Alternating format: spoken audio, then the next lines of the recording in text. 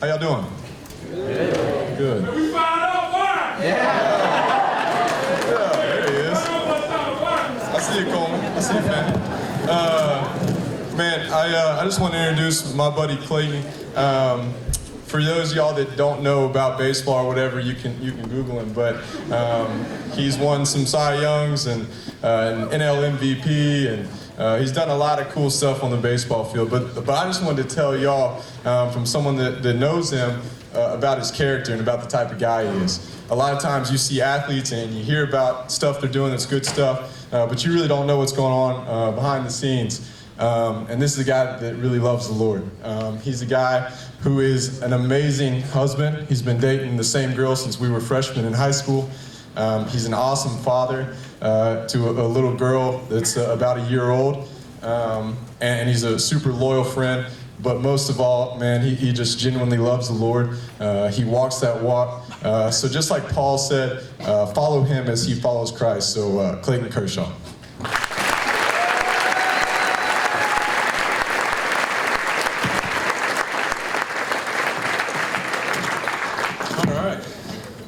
We good with this mic? Awesome. Hey, thanks, Carter. I'll pay you later for that. That was great. Man, this is cool. All you guys believe in Jesus out here? Yeah. I can't believe how many people we got out here tonight that calls Jesus their Lord and Savior. Do I need to move? Is this awkward? Are you awkward? Am I awkward? Yeah, we are. All right. So how you guys doing? You good? Often either. Yeah, that might not be good. But thank you guys for having me. This is a pretty cool opportunity for me to get to come here and not really talk about baseball. Just get to talk about Jesus, something that I'm not as comfortable with as baseball, obviously, but something that I'll never turn down that opportunity. That's pretty awesome. So thank you guys again for coming out, and I'd love to take you guys' questions after, but I just want to talk a little bit to you guys about purpose tonight. And I think that's, as I was driving over here yesterday, I started thinking about what I wanted to talk about. I know I procrastinated a little. Carter gave me like 3 weeks, and I started yesterday. But I really just started thinking about what I would want to hear if I was in college. And I started thinking about purpose and what that might look like in your life, and does it correlate to Jesus at all, or are we just trying to find our purpose and then doing Jesus after? And that's kind of where I wanted to start. So my purpose, I didn't really find out. It just kind of hit me all at once. I was in high school, and like Carter said, I dated Ellen, started my freshman year, got pretty lucky with that one. And she's great, by the way. Y'all should meet her sometime if y'all ever see her around. Just say hi.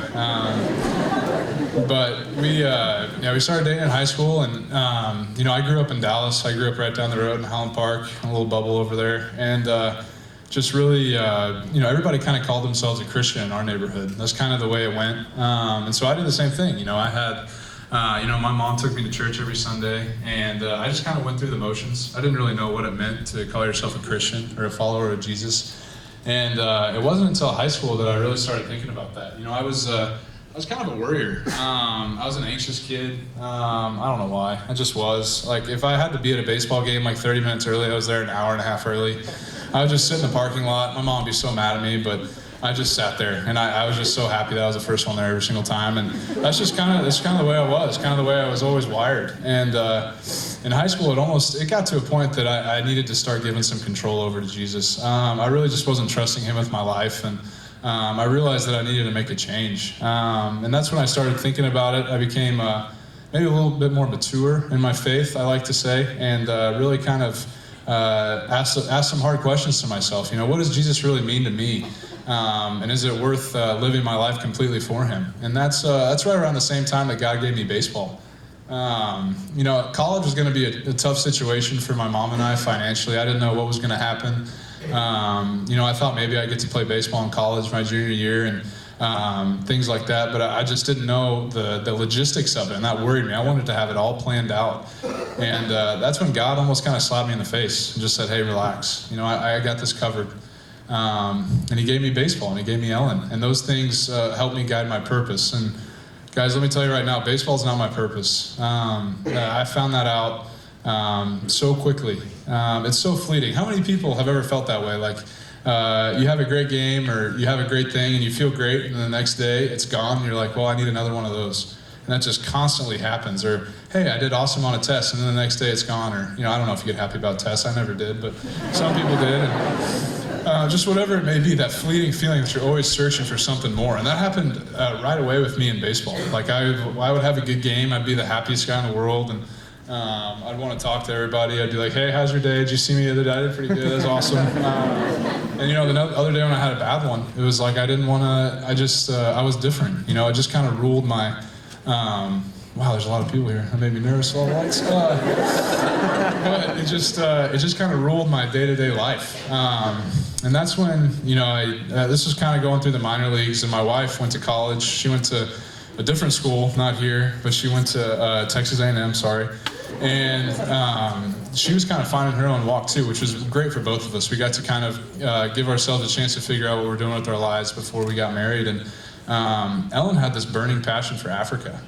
She wanted to go help. God gave her this burning passion, and that was her purpose. And she found that so much earlier than I found mine. And it was just an amazing thing. She kept talking about it, and like, hey, I'm going to go to Africa. And I was like, okay, whatever, I'm sure you are. And then she actually did. She went over there her freshman year of college, and she went for 9 straight years. And, we got married, we're almost 5 years ago. Yeah, we're getting old, but I've been 4 times over there with her now. And the joy to see her in her element, it's just so God-given, it's not even funny. I mean, you can just see her face light up when she sees those kids. And that really helped me understand what my purpose was.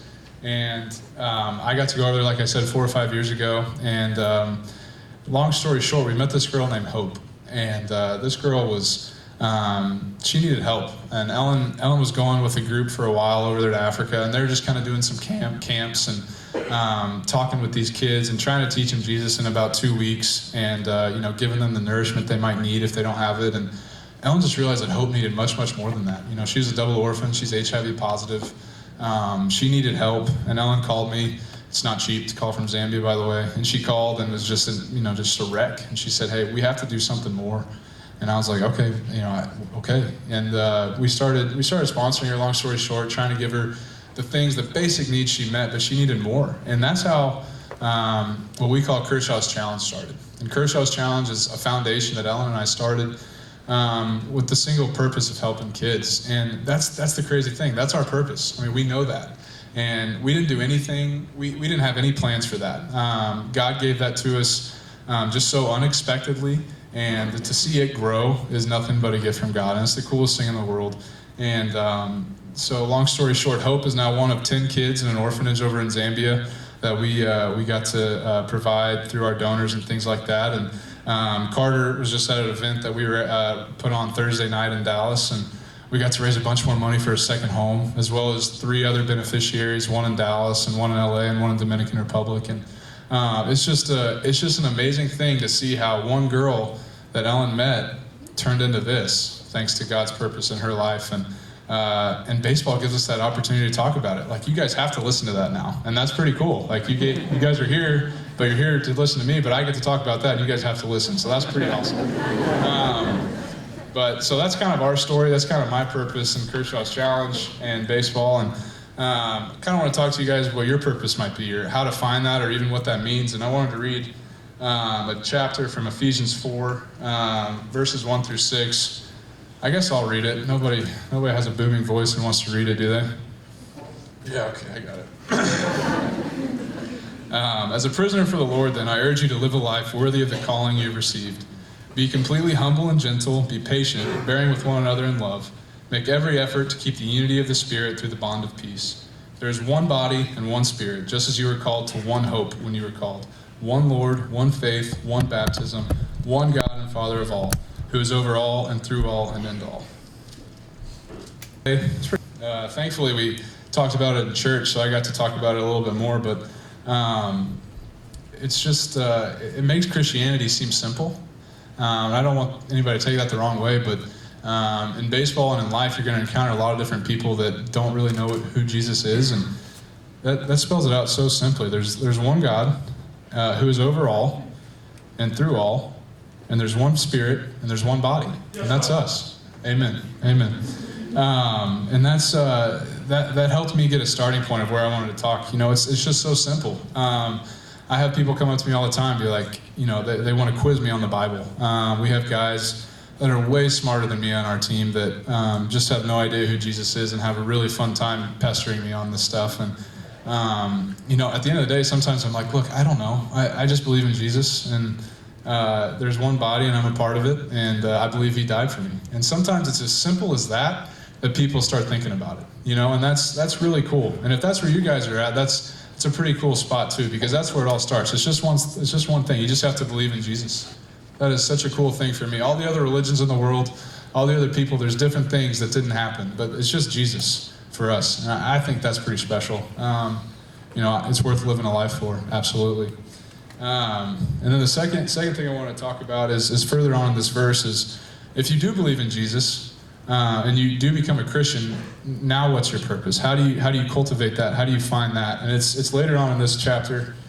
I guess I'll read again. It's verses 11 through 13. It's real short. It was he who gave some to be apostles, some to be prophets, some to be evangelists, and some to be pastors and teachers, to prepare God's people for works of service, so that the body of Christ may be built up, until we all reach unity in the faith and in the knowledge of the Son of God, and become mature, attaining to the whole measure of the fullness of Christ. So that's pretty cool too, right? There's lots of different ways to talk about Jesus and to serve God. You can be a teacher, you can be a pastor, you can go to college, you can have a sphere of influence right where you're at. It doesn't really matter. God's going to put you where he wants you. It's just what you do with it. God gave me baseball. I know that. I didn't do anything to deserve that. There's no reason that I can throw a baseball better than some people. He just did it so I could serve his kingdom. I know that. And that's the other cool thing too, is there's no reason that nobody should feel above or below somebody else. We're all the exact same in God. It doesn't matter if you're the best at it, if you're the worst at it, but if you're doing it for God, that's pretty cool. And that's your purpose. I think that's all there is to it. And I know a lot of people, especially in college, I know you guys are searching for what your purpose is in life. And that's really important. A lot of people say, not to scare you guys, but the time right after college is a really tough time. So you're trying to figure out the rest of your life. Like, that's a really hard decision. People come out of college trying to find your jobs and saying, hey, this is the job I want for the rest of my life. Like, those are pretty big life decisions at a pretty young age. Like, that's not easy. And I feel for you guys. That's hard. But you should really grasp onto this, that it doesn't really matter where you're at as long as you're doing it for God.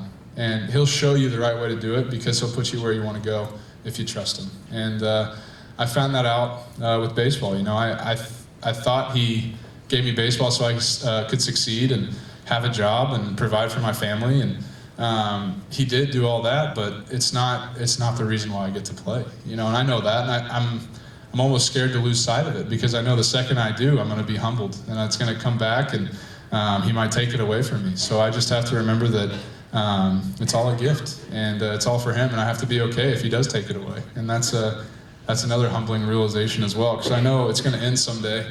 And if you guys are working by then, and hopefully about 20, 30 years, I might need a job, so look me up.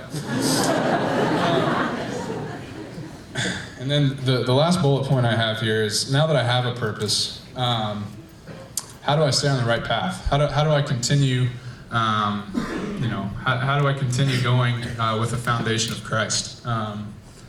It's not easy. You become a believer and you feel great. How does that happen? You go to a worship service, and like tonight, you get that feeling like, man, I'm really close to God right now. And you see people with the worship hands, and it's awesome. And then you leave, and you don't have that feeling anymore. It just goes away just like that.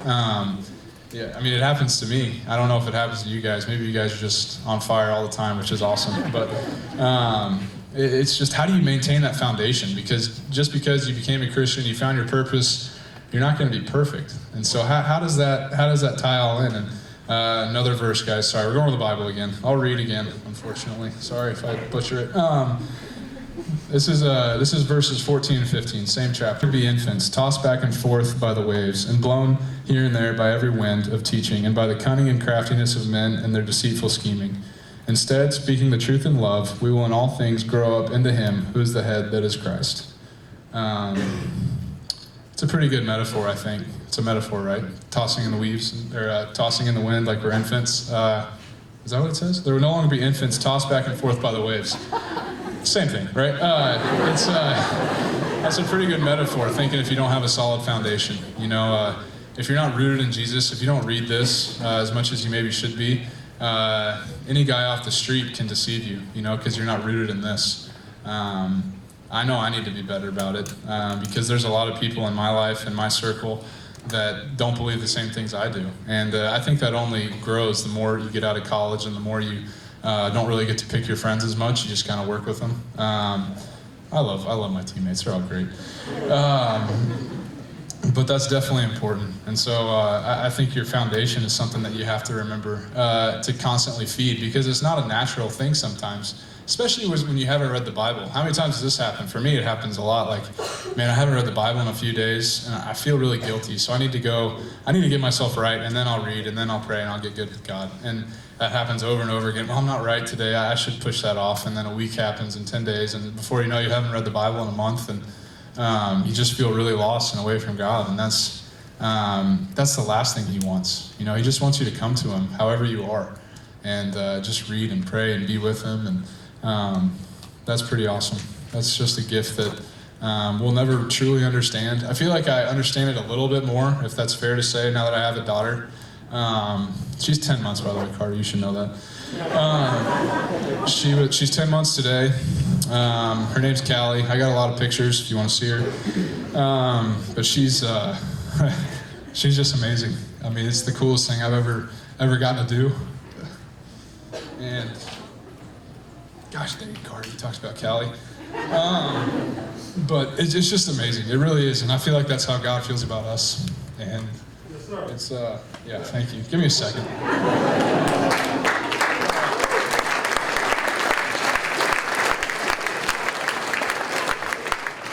So just know that when you screw up, your parents care about you, all right?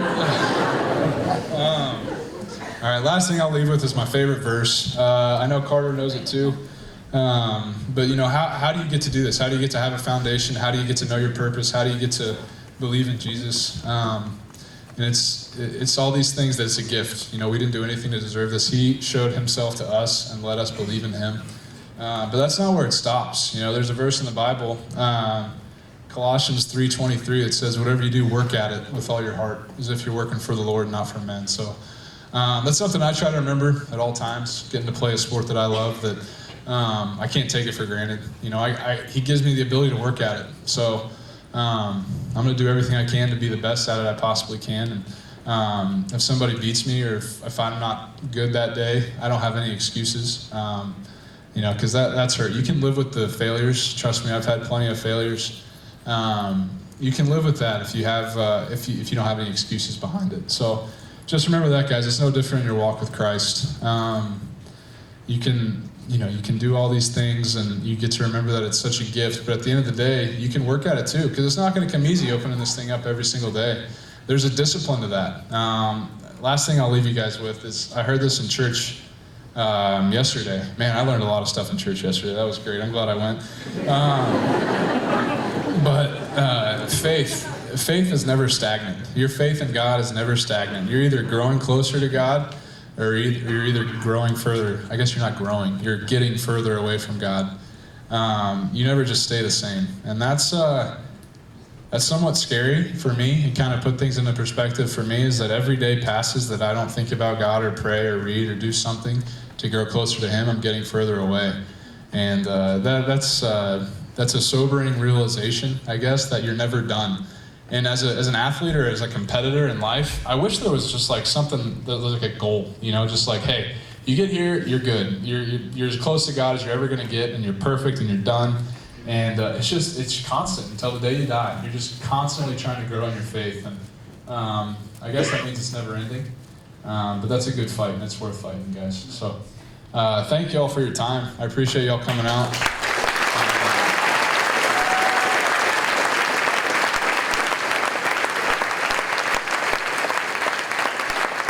guys if you ever meet Callie, don't tell her I cried tonight, okay? Let's see what does anybody have any questions? It doesn't have to be Jesus related or baseball related. Yeah.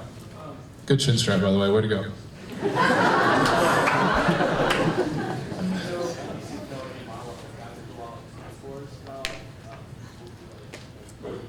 Yeah.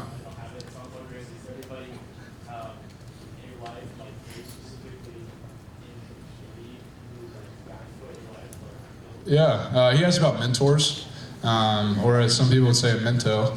And just like somebody in your life that kind of moved you towards Jesus, I've got a bunch. Yeah, I got a great group of guys on our team that, obviously it's not everybody, but we have a pretty solid foundation of believers, which is really important. I mean, how cool is this that you have this many people to come to something like this and talk about Jesus? And then we have a chaplain. We don't get to go to church. We play day games on Sunday, obviously, but we have a baseball chaplain that comes, and he's really, he pours into us. He's a pretty selfless guy, and we get to talk to him quite a bit. So that's pretty cool. And obviously that's very needed when you don't get to go to church and raise your hands in the air and worship and things like that. Anything else? Oh yeah. What's that? Maybe come worship with us again. This was a shorter drive than I thought. It was only like 42 minutes, which isn't bad. So I don't know. You just talk to Carter. He's over here in the, you call it a sweater or something? Yeah, he's in over here in a sweater. Talk to Carter. It's all right. He dresses better than I do. All right, everybody. Thank you all very much. I appreciate it.